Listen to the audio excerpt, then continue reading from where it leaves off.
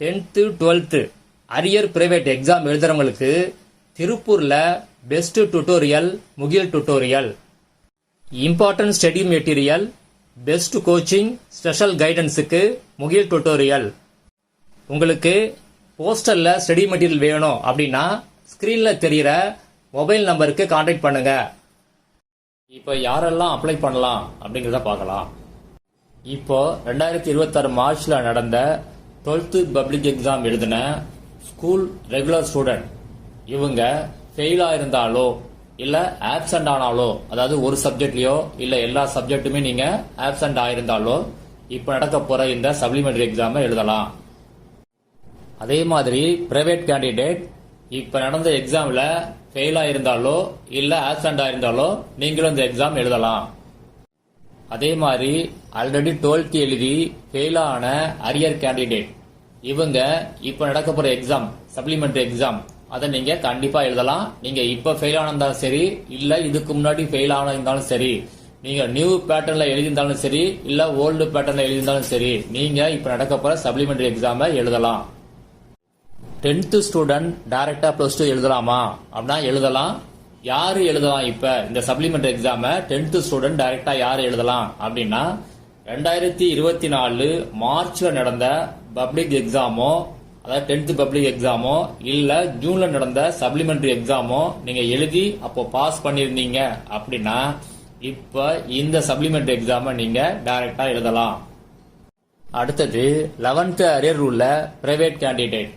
11th யாருக்கு arrear இருக்கோ அந்த கேண்டிடேட் இப்ப இந்த சப்ளிமெண்டரி எக்ஸாம நீங்க 11th எழுதலாம் 12th சேர்த்து எழுதலாம்.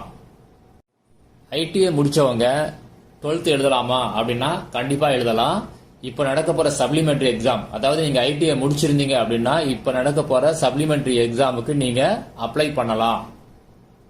அதே மாதிரி ஐடிஐ முடிச்சுட்டு ஏற்கனவே இந்த +2 எக்ஸாம் எழுதிட்டு ஃபெயில் ஆன அரியர் ஸ்டூடெண்ட் அவங்க கூட இந்த சப்ளிமெண்டரி எக்ஸாம எழுதலாம்.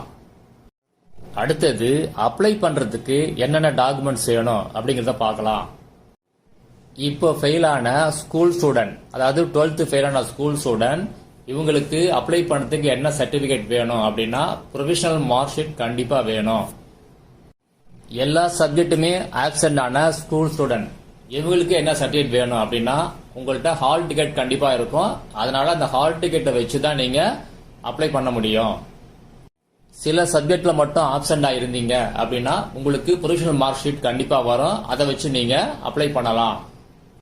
ப்ரொவிஷனல் மார்க் ஷீட் ஸ்கூல் ஸ்டூடெண்ட்டுக்கு என்னைக்கு இஷ்யூ பண்ணுவாங்க, அதே மாதிரி அரியர் பிரைவேட் கேண்டிடேட் என்னைக்கு ப்ரொவிஷனல் மார்க் ஷீட் டவுன்லோட் பண்ணணும், இதை பத்தி ஒரு வீடியோ போட்டிருக்கேன். யாராவது மிஸ் பண்ணியிருந்தீங்க அப்படின்னா அதோடைய லிங்கை வீடியோ டிஸ்கிரிப்ஷன்ல கொடுத்துருக்கேன், ஒரு தடவை செக் பண்ணி பாத்துங்க. அதே மாதிரி அரியர் கேண்டிடேட் இவங்க அப்ளை பண்றதுக்கு என்ன டாக்குமெண்ட்ஸ் வேணும் அப்படின்னா உங்கள்கிட்ட உள்ள +2 மார்க் ஷீட் எல்லாமே ஜெராக்ஸ் காப்பி வேணும். இப்ப எக்ஸாம் எழுதிருந்தீங்க அப்படின்னா அதோடைய ப்ரொவிஷனல் மார்க் ஷீட் உங்களுக்கு கண்டிப்பா அப்ளை பண்றதுக்கு வேணும். அரியர் பிரைவேட் கேண்டிடேட்டை பொறுத்த வரைக்கும் ப்ரொவிஷனல் மார்க் ஷீட்டை ஆன்லைன்ல தான் டவுன்லோட் பண்ணணும்.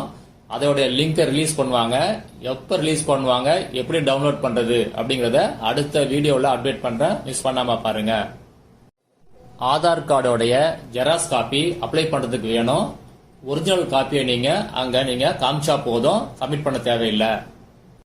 உங்க ஆதார் கார்டுல இப்ப இருக்கிற அட்ரஸ் இல்லாம வேற அட்ரஸ் மாறி இருந்துச்சு அப்படின்னா அதுக்கு ஒரு நீங்க செல்ஃப் டிக்ளரேஷன், அதாவது சுய உறுதிமொழி கடிதம் ஒண்ணு நீங்க சப்மிட் பண்ணணும். அடுத்தது பாஸ்போர்ட் சைஸ் கலர் போட்டோ 2 நீங்க சப்மிட் பண்ணணும். இப்போ 10th to +2 டைரக்டா எழுத போறீங்க அப்படின்னா நீங்க அப்ளை பண்றதுக்கு என்னென்ன டாக்குமெண்ட்ஸ் வேணும் அப்படிங்கறத பார்க்கலாம். 10th ஒரிஜினல் மார்க் ஷீட் நீங்க கண்டிப்பா சப்மிட் பண்ணணும். அதை அவங்க உடனே ரிட்டர்ன் தர மாட்டாங்க. ரிசல்ட் வந்த பிறகு மாவட்ட அரசு தேர்வுகள் உதவி இயக்குனர் ஆபீஸ் அங்க போய், அதாவது உங்க டிஸ்ட்ரிக்ட்ல உள்ள மாவட்ட அரசு தேர்வுகள் உதவி இயக்குனர் ஆபீஸ்ல போய் நீங்க நேரா கலெக்ட் பண்ணிக்கணும். அது மட்டும் இல்லாம 10th நீங்க ஸ்கூல்ல படிச்சிருந்தீங்க அப்படின்னா உங்க ஒரிஜினல் டிசியை நீங்க சப்மிட் பண்ணணும்.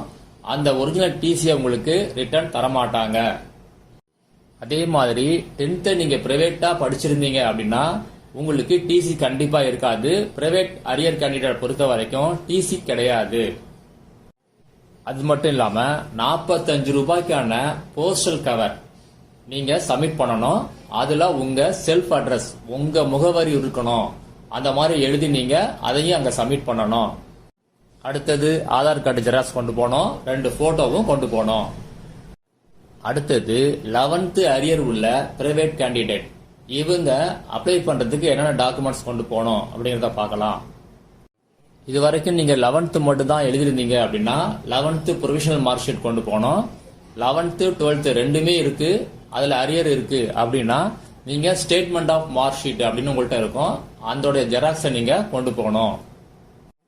அடுத்தது ஆதார் கார்டு ஜெராக்ஸ் ஒரிஜினலையும் கொண்டு போங்க.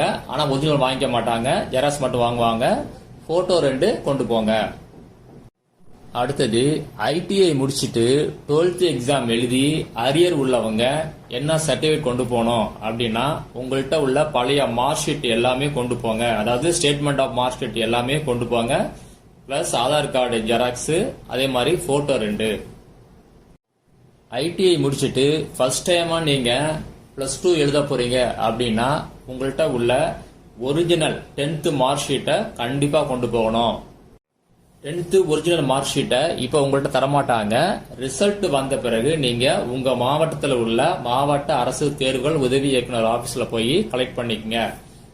அது மட்டும் இல்லாம நீங்க ஒரிஜினல் டிசிய அங்க சப்மிட் பண்ணணும். அதாவது ஐடிஐ முடிச்ச ஒரிஜினல் டிசிய சப்மிட் பண்ணணும். அதை ரிட்டர்ன் தரமாட்டாங்க, ஏன்னா பிரைவேட் கேண்டிடேட் பொறுத்த வரைக்கும் டிசி கிடையாது. அடுத்தது Aadhaar card xerox, photo 2 submit பண்ணணும். நீங்க ஹால் டிக்கெட் எப்ப கிடைக்கும்?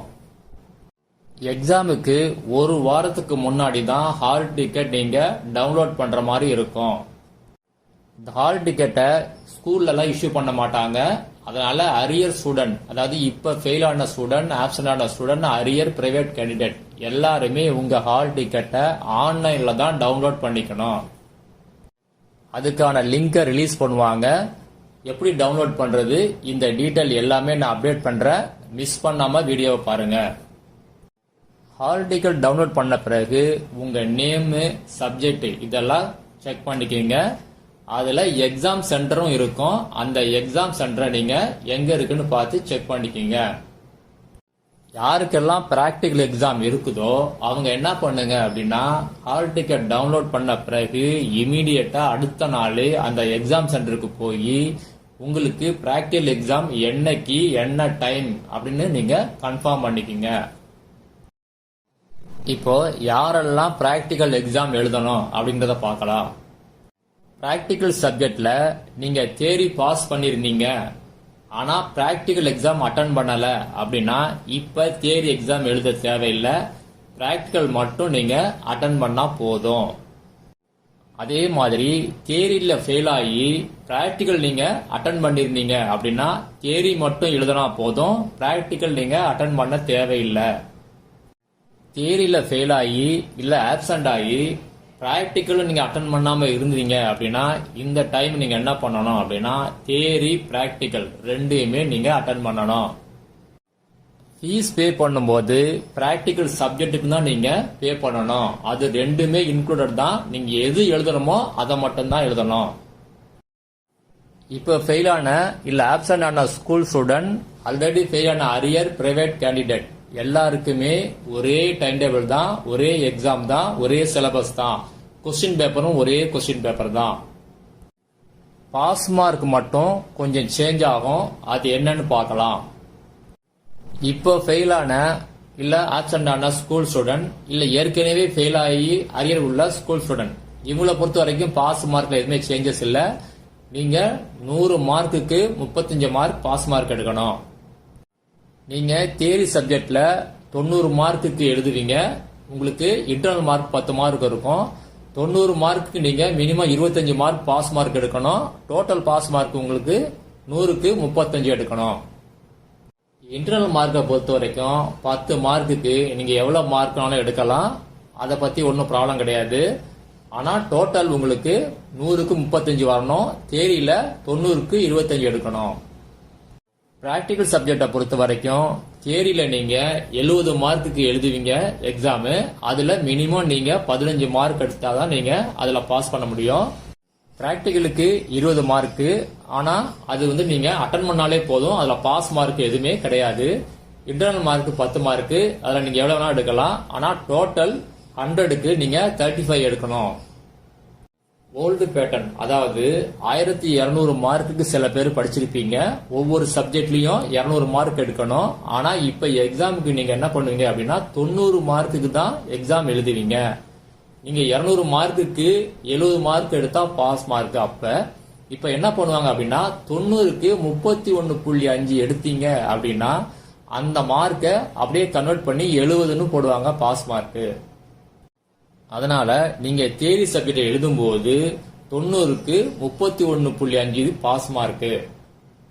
அதே மாதிரி பிராக்டிகல் சப்ஜெக்டை பொறுத்த வரைக்கும் நீங்க என்ன பண்ணணும் அப்படின்னா 150க்கு நீங்க தியரி எழுதுவீங்க. ஆனா இப்ப 70 மார்க்குக்கு தான் கொஸ்டின் பேப்பர் இருக்கும். இப்ப இந்த 70க்கு நீங்க 14 மார்க் எடுத்தாலே போதும் பாஸ் மார்க்கு. ஆனா பிராக்டிகல் சப்ஜெக்டை பொறுத்த வரைக்கும் பிராக்டிக்கல்ல நீங்க 50க்கு 40 மார்க் கண்டிப்பா எடுத்து பாஸ் பண்ணணும். அடுத்தது டைரக்ட் பிரைவேட் கேண்டிடேட்ஸ். இவங்க 90 மார்க்குக்கு நீங்க எக்ஸாம் எழுதுவீங்க. கொஸ்டின் பேப்பர் 90 மார்க்குக்கு இருக்கும். இப்ப நீங்க 90 மார்க்குக்கு எவ்வளவு மார்க் எடுத்தா பாஸ் மார்க் அப்படின்னா 31.5 எடுத்தீங்கன்னா நீங்க பாஸ் மார்க். அதை கன்வெர்ட் பண்ணி 100க்கு 35 பாஸ் மார்க்னு போடுவாங்க. சப்ளிமெண்டரி எக்ஸாம் உடைய ரிசல்ட்டை பொறுத்த வரைக்கும் ஜூலை லாஸ்ட் வீக் ரிலீஸ் பண்ணுவாங்க. ஒரிஜினல் மார்க் ஷீட் உங்களுக்கு அக்டோபர் ஃபர்ஸ்ட் வீக் ரிலீஸ் பண்ணுவாங்க. எல்லா அப்டேட்டையும் இந்த சேனல்ல கண்டிப்பா அப்டேட் பண்றேன். 10th 12th arrear private exam எழுதுறவங்களுக்கு திருப்பூர்ல best tutorial, Mugil tutorial, important study material, best coaching, special கைடன்ஸுக்கு முகில் டுட்டோரியல். உங்களுக்கு போஸ்டர்ல ஸ்டடி மெட்டீரியல் வேணும் அப்படின்னா ஸ்கிரீன்ல தெரியுற மொபைல் நம்பருக்கு கான்டாக்ட் பண்ணுங்க.